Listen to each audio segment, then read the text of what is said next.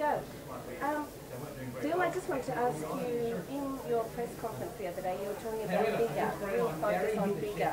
Have you got plans for a new range as well? Not a new range, but really keep pushing the motor yachts that we're doing. And we've got this new 65 motor yacht coming, and then we'll go back and revisit the 73, and we may go through to 80 feet. So is the plan. And would that be manufacturing here? Yes, most definitely here. To accommodate Yeah, we can do, if we reopen the Hope Harbour plant, we can do up to 110 feet there. So that plant was built to actually... No, definitely not. I've had a really good hard look around the world, and it's really interesting. One of the, I can't say who it is, but one of the major Chinese builders, his father was a very good friend of mine for 40 years. And they have a factory in Seattle, in Washington State in the US, a factory in Taiwan, and a factory in China.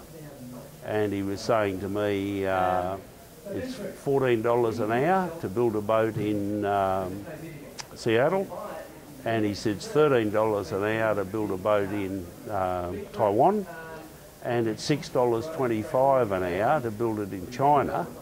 And 4 years ago, it was $1 an hour to build it in China. And he said, if you look at the productivity, is in the US, if you take the US as 100%, he said Taiwan is 70 and China is 25. Well, what I'd spent a year really investigating all of them, and the conclusion that I'd came to, we had better productivity in Australia than the US, and obviously everywhere else is a real problem. And so really, even though labour is very expensive here, it's better quality labour, and no set-up costs. yeah, and it's more productive. So in real terms, the real cost is probably 6 of one, half dozen of the other, but you get a better product out of Australia than you can get out of anywhere else in the world, basically. So. And I just heard you before saying you've had some success so far at the show. How's it been going? We have. We've had really good few days. The first day we sold 2 trade-ins. We sold a 52 we'd traded and a 48, which we were very happy with. And then yesterday we sold a new 58 and a new 65. So, and we'd sold another 65 the week prior to the show. So we were very... Only Saturday? Yes, yeah. Yeah. Are you noticing quality crowd? Apparently the numbers are up. They say the numbers are up. To me, it's been quieter, but the quality of the people are a lot better. So when it rains, I think they have bursts. Yeah, that's right. Whereas this is yeah, been very steady. So, how are you leveraging your sponsorship and your VIP partnership at the show this year? You're with Maserati.